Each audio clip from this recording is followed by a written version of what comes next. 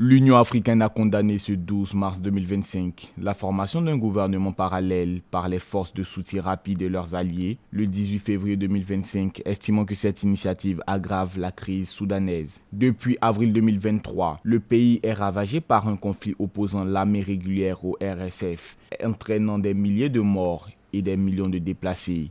La création d'un gouvernement parallèle par les FSA est un tournant dangereux qui risque d'entériner la partition de facto du Soudan.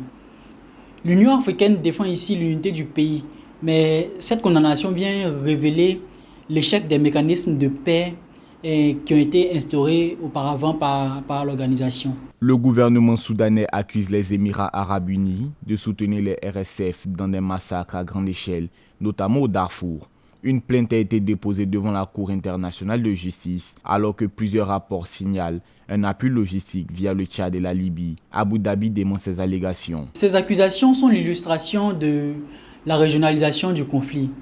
Les RSF qui sont déjà accusés de crimes au Darfour bénéficient de soutien extérieur, que ce soit pour leur logistique ou encore leur armement via des pays frontaliers qui sont instables. La plainte à la Cour internationale de justice est une escalade symbolique parce que Abu Dhabi joue, disons, sur ce qu'on appelle le déni crédible face au manque de preuves tangibles qui viendront les condamner. Alors que la guerre se poursuit, la situation humanitaire se détériore avec 25 millions de Soudanais touchés par l'insécurité alimentaire. L'Union africaine plaide pour un dialogue inclusif, mais la proclamation d'un gouvernement rival complique les efforts de médiation et accentue les divisions entre les factions.